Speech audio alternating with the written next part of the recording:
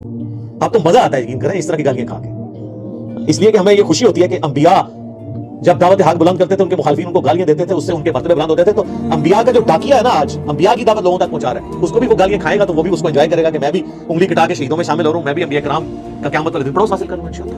کہ مرزا جیلمی کے گھر کے ساتھ قادیانی رہتے ہیں اور اس کے ابو جو کام پہ چلے جاتے تھے وہ قادیانی کے گھر آتے تھے۔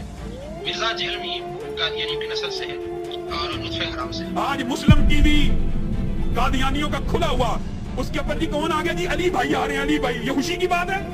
یہ بدبختی کی بات ہے؟ کیا ہے میرا مقام اور منصب، میرا مرتبہ کیا ہے؟ کیا چاند کے اوپر تھوک دینے سے چاند بدلا ہو جائے گا؟ نہیں نہیں، میری تھوک جو ہے وہ تیرے منہ کے اوپر آ کے گرے گی۔ حضرات گرامی کے ہر محب رسول تیرے پر تھوکے گا، ہر محب صحابہ تیرے پر تھوکے گا، ہر ابن تیمیہ سے محبت کرنے والا تیرے وجود کے اوپر تھوکے گا، تیرے کردار پہ تھوکے گا، تیری سیرت پہ تھوکے گا، تیرے نسب و عین پہ تھوکے گا، تیرے نظریے پہ تھوکے گا۔ حضرات گرامی کے جھوٹا ہے، یہ کذاب ہے، یہ مکار ہے، یہ دجال ہے، لوگوں کو اپنی دعوت تشکیل میں پھنسانا چاہتا ہے۔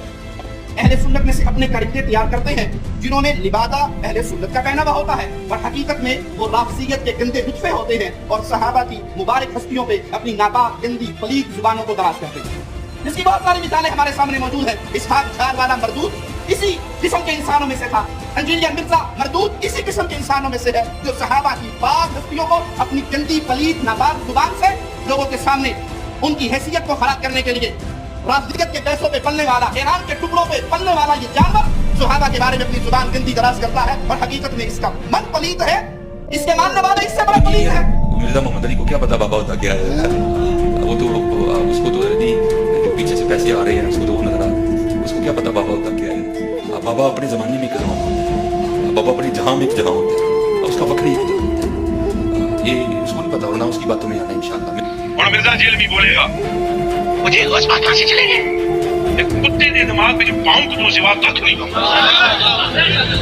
کتے دے دماغ میں پاؤں کو تو سوا کھ نہیں آؤں گا، کھ نہیں آؤں گا کہ کیسے یہ قبر سے نکلے گے۔ تو علمی کتابی نہیں ہے، تو دنیا کا سب سے بڑا فسادی ہے، جس کا کام جس بمبخ کو بٹھایا گیا صحابہ کے خلاف بھونکنے کے لیے، میرا کام یہی ہے۔ محمد علی تو آپ کو پتہ لگ جائے گا، یہ سمجھ نہیں آئے گی تو کہ پتر کدھر ہے۔ اللہ جنوں اپنے پیو دا ہی نہیں پتا، وہ انہاں اولیاء اللہ تے بھونکدا پیا۔ خواجہ معین الدین چشتی اجمیری تے بکواس کر رہا ہے، داتا گنج بخش علی جوہری تے بکواس کر رہا ہے، حضرت باجی مستامی تے بکواس کر رہا ہے۔ یہ وہی بندہ کر سکتا ہے جنوں اپنے پیو دا نہیں پتا، اور ساری امت کے اکابر کے خلاف بھونکتا ہے۔ اور میں ہوں مسلم علمی کتابی۔ یہ کتابی کا جو لفظ ہے فقہ کی کتابیں یا ہمارے عربی لٹریچر میں تو یہ تو یہودی یا کرسچن کو کہا جاتا ہے، اور اس کا معاملہ بھی بٹوین لائنز اسی طرح ہی ہے۔ یہ کتابی ہے، ہر کسی بھی بولتا ہے، ہر کسی بھی بولتا ہے اندر رابضی شیعہ ہے، اور لسٹ لے آ کے بیٹھ جاتا ہے۔ مسئلہ number 191B 191A 591C۔ Engineer ہے نا، یہ بھی سی ڈی پڑھ کے آیا ہے نا، یہ بھی سی ڈی پڑھ کے آیا بے خوب۔ جہلم میں مذہبی اسکالر انجینئر محمد علی مرزا قاتلانہ حملے میں زخمی ہو گئے۔ پولیس نے مقدمہ درج کر کے 2 ملزمان کو گرفتار کر لیا۔ گزشتہ روز جہلم میں ہفتہ وار لیکچر کے دوران حملہ آور نے انجینئر محمد علی مرزا پر چاقو سے وار کیا، جس سے محمد علی مرزا کے بازو پر معمولی زخم آیا۔ اس میں عرض کر دوں کہ یہ بعض لوگ جو ہمیں مشورہ دے رہے ہیں نا کہ جی وہ جو حالات و واقعات پڑے ہیں جی آپ ملک چھوڑ جائیں، یہ کر دیں، میرے بھائی یہ آپ کسی اس زوم میں نہ رہیے گا، ملک چھوڑ کے کیا یہ لوگ سب کچھ چھوڑ کے جائیں گے۔ یہ ان کے باپ کا ملک ہے کہ چھوڑ کے چلے جائیں؟ ان کو پتہ ہی نہیں میری طبیعت کا، یہ اس چکر میں تھے کہ ہم یہ کریں گے تو یہ ٹھنڈا پڑ جائے گا۔ اللہ دے بندے ہو، یہ ٹھنڈے وہ پیندن ہیں جو عوام کے ٹکڑوں پہ پلتے ہیں، جو سینکڑوں لوگوں کو اپنی جیب سے روٹی کھلاتے ہیں، وہ ایسے نہیں ہوتے۔ یہ غریب نواز جو لوگ ہوتے ہیں ان کا ایٹیچیوڈ یہ نہیں ہوتا۔ آپ لوگوں کو پتہ ہی نہیں ہے کہ اللہ تعالیٰ نے آپ کا واسطہ کس بندے کے ساتھ ڈالا ہے، ابھی تک نہیں پتہ چلا آپ کو۔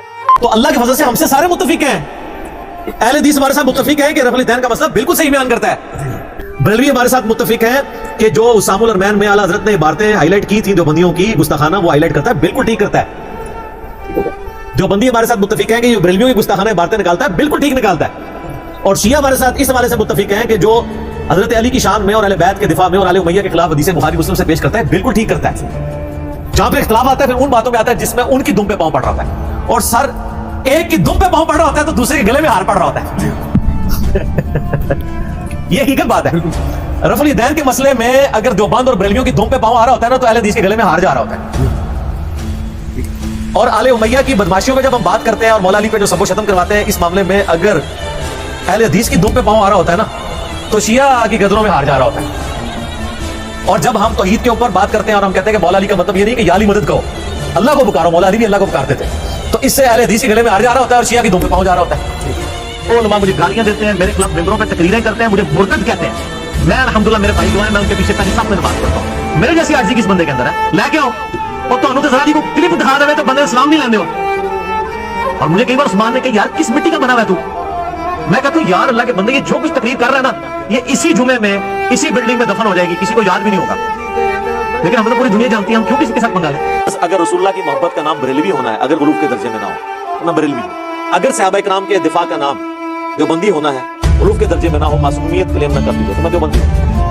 اگر کتاب و سنت کو ماننے کا نام اہل حدیث ہونا ہے، اور یہ میرے آنے سے پہلے اب تو وہ کتاب و سنت سے ہٹ چکے ہیں، تو میں اہل حدیث ہوں. اور اگر اہل بیت کی محبت کا نام غلوف کے درجے میں اگر نہ ہو، جس میں صحابہ کرام پہ سب و شتم نہ کیا جائے، خلفائے ثلاثہ کی توہین نہ کی جائے، جس طرح کہ ایران میں بہت اسٹرکٹ ہے اس میں معاملہ، اس کا نام شیعہ ہونا ہے. شیعہ یہ صرف سمجھانے کے لیے میں تو جو ہوں آپ کیا کہ نام ہے بابی، نام ہے بابی، میں ہوں مسلم علمی کتابی. کہ the damage has been done.